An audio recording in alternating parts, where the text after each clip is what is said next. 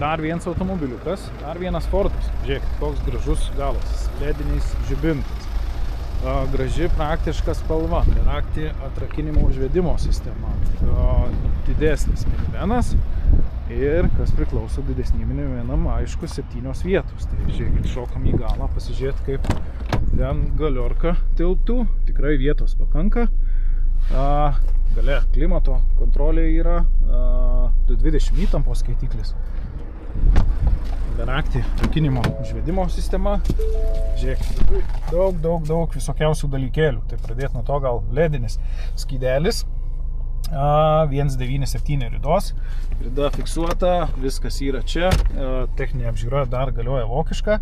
Automobilis grįžęs iš Vokietijos. Tikrai nemažai asistentų. Yra multifunkcinis vairas, parkavimo, automatinio parkavimo sistema.